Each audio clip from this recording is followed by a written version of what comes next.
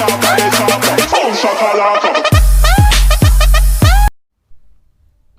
दोस्तों, मैंने पिछले वीडियो में कुछ क्वेश्चन के बारे में डिस्कस किया था और मैं आज उसी पार्ट के कुछ और क्वेश्चन के बारे में डिस्कस कर रहा हूँ जो आगे दिया गया है।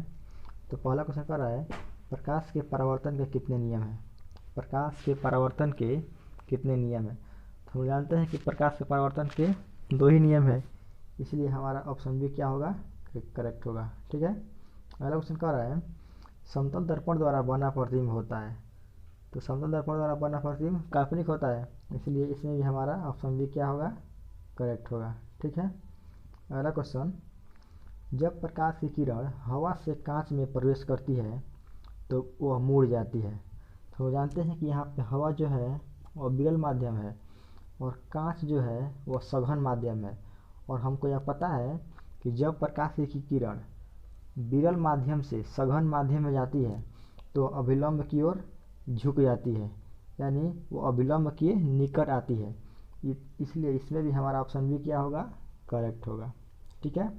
अगला क्वेश्चन, किसी दर्पण से आप चाहे कितनी ही दूरी पर खड़े हो, आपका प्रतिबिंब सदैव सीधा प्रतीत होता है, संभवतः दर्पण है। क्वेश्चन का कहने का मतलब यह है कि अगर कोई भी दर्पण हो और उसके सामने हम कहीं भी खड़े हो तो हमारा प्रतिबिंब हमेशा सीधा प्रतीत होगा। तो दर्पण कौन सा होगा। तो हम जानते हैं कि समतल में हो, समतल दर्पण हो या उत्तल दर्पण हो, हमेशा प्रतिबिंब क्या होता है, सीधा होता है। अतः इसमें भी हमारा ऑप्शन भी क्या होगा, करेक्ट होगा। ठीक है।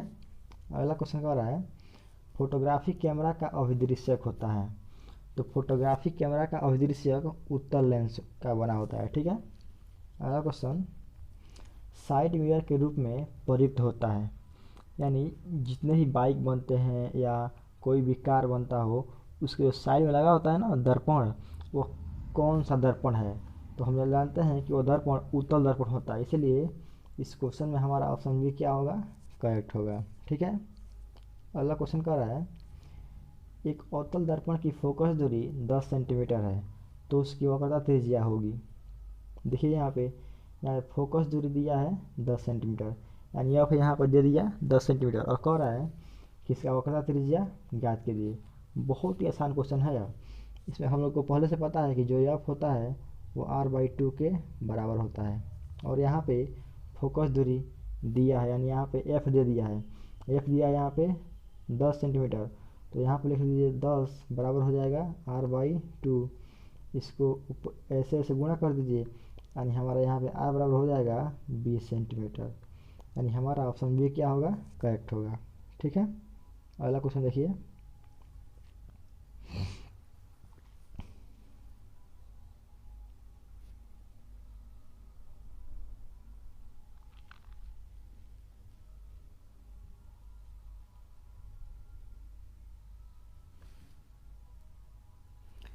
किसी माध्यम के अपवर्तनांक 1 का मान होगा।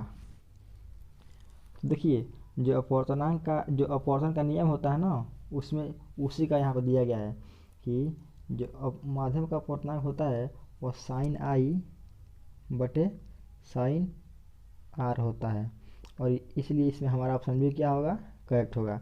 और इसे हम स्नेल का नियम भी कहते हैं। कौन सा नियम कहते हैं, स्नेल का नियम भी कहते हैं।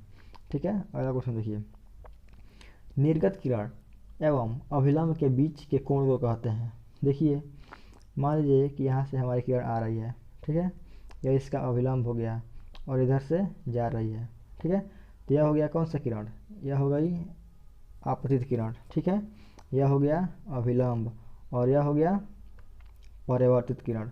तो कह रहा है कि निर्गत किरण, यानी यह हो गया निर्गत किरण और यह हो गया अभिलंब, इसके बीच कौन सा कोण बनेगा। तो इसके बीच कौन सा कोण बनेगा, तो परावर्तन कोण बनता है, इसलिए इसमें भी हमारा ऑप्शन भी क्या होगा, करेक्ट होगा। ठीक है। अगला क्वेश्चन देखिए, अवतल लेंस का आवर्धन बराबर होता है। वही सब लोग जानते हैं जो एम होता है लेंस का वो v/u के बराबर होता है, इसीलिए इसमें हमारा ऑप्शन डी क्या होगा, करेक्ट होगा। ठीक है। अगला क्वेश्चन देखिए, कह रहा है सरल सूक्ष्मदर्शी में किसका प्रयोग होता है।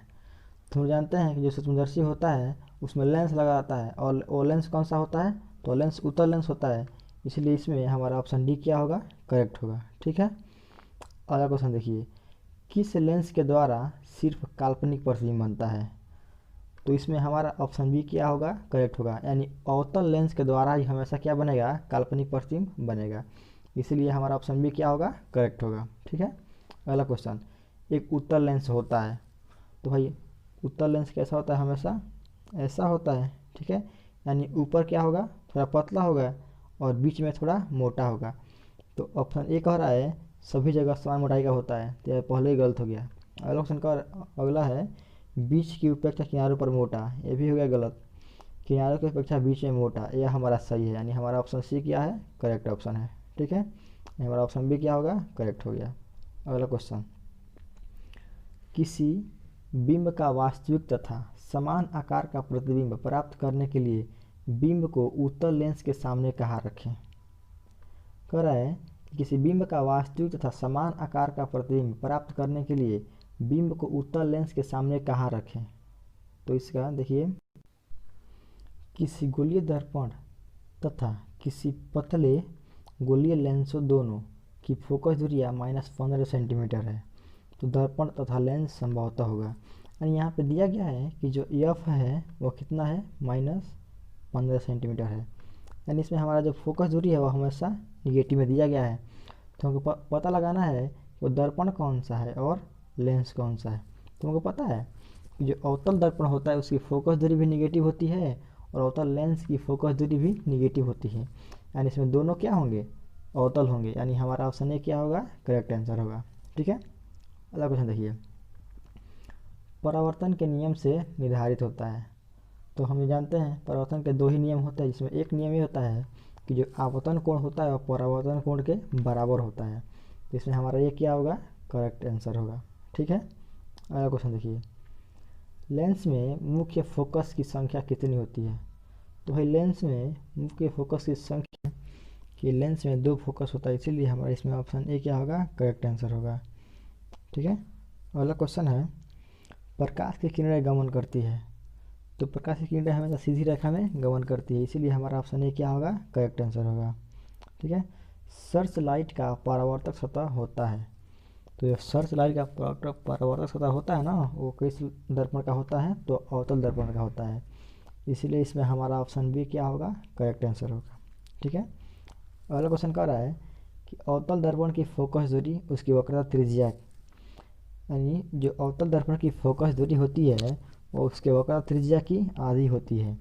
इसीलिए इसमें हमारा ऑप्शन बी क्या होगा, करेक्ट आंसर होगा।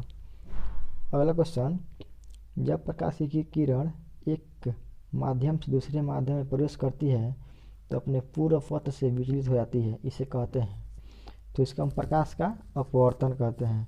यह प्रकाश के अपवर्तन का परिभाषा दिया गया है। ठीक है, तो इसमें हमारा बी क्या होगा, करेक्ट ऑप्शन होगा। ठीक है, हेलो दोस्तों, अगर आपको हमारा ये वीडियो पसंद आया तो प्लीज हमारे चैनल को लाइक, कमेंट एंड सब्सक्राइब करना मत भूलें। अरे मोटू, लेकिन सब्सक्राइब करने के लिए सब्सक्राइब का बटन कहाँ है? ओह सॉरी, गलती से मिस्टेक हो गई, ये रहा। दोस्तों, हमारे YouTube पेज पे बेल आइकॉन को प्रेस करना मत भूलिएगा ताकि आपको हमारे हर वीडियोस की सूचना